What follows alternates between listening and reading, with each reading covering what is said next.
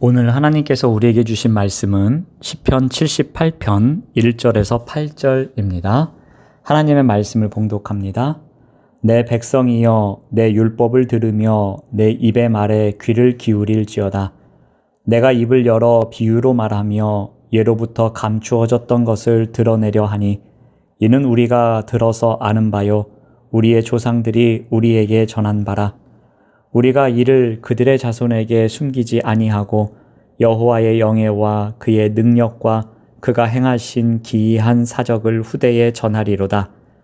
여호와께서 증거를 야곱에게 세우시며 법도를 이스라엘에게 정하시고 우리 조상들에게 명령하사 그들의 자손에게 알리라 하셨으니 이는 그들로 후대 곧 태어날 자손에게 이를 알게 하고 그들은 일어나 그들의 자손에게 일러서 그들로 그들의 소망을 하나님께 두며 하나님께서 행하신 일을 잊지 아니하고 오직 그의 계명을 지켜서 그들의 조상들 곧 완고하고 패역하여 그들의 마음이 정직하지 못하며 그 심령이 하나님께 충성하지 아니하는 세대와 같이 되지 아니하게 하려 하심이로다. 아멘. 오늘 말씀의 제목은 귀를 기울일지어다입니다. 시편 78편은 개인이 아닌 공동체를 향한 아삽의 교훈을 담은 시편입니다. 그 교훈의 내용은 하나님께서 백성들을 구원하셨던 것을 기억하며 과거에 지었던 죄들을 다시 짓지 않도록 하는 경고와 가르침입니다. 오늘 본문은 귀를 기울일지어다로 시작합니다. 1절 말씀을 봅니다. 내 백성이여 내 율법을 들으며 내 입의 말에 귀를 기울일지어다. 어떤 교훈이든지 시작은 듣는 것에서 출발합니다. 듣지 않으면 그 어떤 훈계도 의미가 없기 때문입니다. 그래서 시인은 백성에게 말씀을 들을 준비를 하도록 주의를 환기시킵니다. 여기에 나오는 교훈은 새로운 가르침이 아닙니다. 2절에서 3절 말씀을 봅니다. 내가 입을 열어 비유로 말하며 예로부터 감추어졌던 것을 드러내려 하니 이는 우리가 들어서 아는 바요 우리의 조상들이 우리에게 전한 바라. 시인은 백성들에게 내 율법, 내 입의 말, 비유를 말하면서 예로부터 감추어졌던 것을 드러내고 가르치며 전하겠다고 합니다. 율법은 모세의 가르침을 말하는 것이고 내 입의 말이나 비유는 교훈이나 잠언 등을 가리키며 예로부터 감추어졌던 것은 수수께끼나 비유, 난제입니다. 시인은 다양한 표현을 사용했지만 이 시를 통해 백성들을 가르치고 교훈을 전하겠다고 말하고 있습니다. 이것은 하나님의 가르침을 전하겠다는 것입니다. 시인은 자신의 가르침이 자신에게 기인한 바가 아니라 조상들로부터 들어서 배운 것을 전하는 것이라고 말하며 자신의 말에 권위를 입힙니다. 이제 말씀을 들은 자들은 어떻게 해야 합니까? 4절 말씀을 봅니다. 우리가 이를 그들의 자손에게 숨기지 아니하고 여호와의 영예와 그의 능력과 그가 행하신 기이한 사적을 후대에 전하리로다. 말씀을 들은 자들은 다른 이들에게 그 말씀을 알려야 하는 사명이 있습니다. 왜 자신에게 전해진 교훈이 후대에게 전해져야만 합니까? 그것은 그 내용이 이스라엘의 역사 안에서 일하신 여호와의 위대하신 행위이기 때문입니다. 그가 행하신 놀라운 능력에 대한 것이며 이스라엘의 역사와 매우 긴밀한 것들이기 때문입니다. 이스라엘이 후손들에게 전해야 했던 것은 여호와의 일하심에 대한 흔적만이 아니었습니다. 5절 말씀을 봅니다. 여호와께서 증거를 야곱에게 세우시며 법도를 이스라엘에게 정하시고 우리 조상들에게 명령하사 그들의 자손에게 알리라 하셨으니 일하심에 대한 부분만 남긴다면 그저 하나님께 이스라엘은 감사하기만 할 뿐입니다. 하나님께서 백성들을 구원하신 것은 그들과의 교제를 위한 것이었습니다. 교제를 위해서는 백성들이 여호와의 증거와 법도를 따라야 했던 것입니다. 그것은 율법, 즉 토라에 대한 것이었습니다.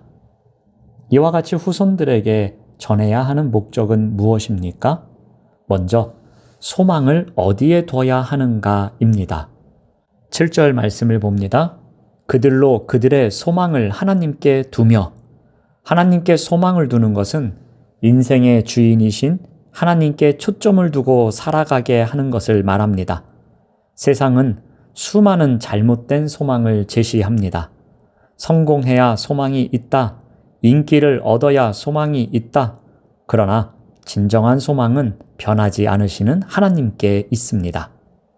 또한 무엇을 기억해야 하는가를 가르치기 위함입니다. 7절 말씀을 봅니다. 하나님께서 행하신 일을 잊지 아니하고, 다음 세대가 하나님의 행하심을 잊지 않게 하는 것입니다. 잊는 순간 불신과 불평이 찾아옵니다. 기억하는 신앙은 과거의 은혜를 현재의 믿음의 기초로 삼습니다. 하나님께서 행하신 일을 기억할 때 우리는 자연스럽게 그분의 말씀에 순종하고 싶어집니다. 마지막으로 죄악을 반복하지 않게 하기 위해서입니다. 7절에서 8절 말씀을 봅니다. 오직 그의 계명을 지켜서 그들의 조상들 곧 완고하고 패역하여 그들의 마음이 정직하지 못하며 그 심령이 하나님께 충성하지 아니하는 세대와 같이 되지 아니하게 하려 하심이로다. 이전 세대의 죄악은 어떠한 특징이 있습니까? 마음을 굳게 닫고 하나님의 말씀에 길을 막는 태도인 완고함이 있습니다. 고의적으로 하나님의 뜻을 거스르는 패역함이 있습니다. 이스라엘 백성은 출애굽 후 광야에서 끊임없이 불순종하고 의심하며 하나님의 마음을 아프게 했습니다. 하나님은 이런 실패를 반복하지 말라고 경고하십니다. 그러므로 우리는 어떻게 해야 하겠습니까? 먼저 소망을 하나님께 두는 법을 가르쳐야 할 것입니다. 말로만 말하지 말고 삶으로 보여줘야 할 것입니다. 특히 어려운 일이 생겼을 때에 돈이나 사람을 먼저 찾는 것보다 기도하는 모범을 보여줘야 할 것입니다. 다음 세대가 실망할 때 하나님께 소망을 두자는 말과 함께 말씀을 가까이 하고 약속을 붙잡는 방법을 같이 실천해야 할 것입니다. 다음으로 하나님께서 행하신 일을 기억하게 하기 위해서는 어떠한 방법이 있겠습니까? 가정의 신앙 간증을 나눠야 할 것입니다. 우리 가정이 어떻게 믿음을 지켜왔는지, 하나님이 도우신 구체적인 사건이 무엇이 있었는지, 신앙의 추억을 많이 남겨야 할 것입니다. 마지막으로 조상의 죄악을 반복하지 않게 하기 위해서 어떻게 해야 하겠습니까? 성경 속 실패 이야기를 솔직히 나누어야 할 것입니다. 그리고 왜 실패했는지를 알려줘야 합니다. 부모 자신의 실수도 간증의 도구로 삼으면 좋습니다. 부모인 내가 무엇을 잘못해서 실수하게 되었는지, 그때 어떠한 일이 있었는지 나눔도 필요합니다. 나도 예전에 이런 실수를 했는데 하나님의 말씀을 따르지 않아서 그랬다는 간증도 필요합니다.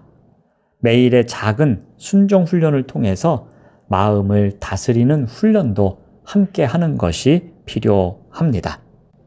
기도하겠습니다. 하나님 감사합니다. 우리의 다음 세대들에게 무엇을 가르쳐야 하는지 돌아봅니다.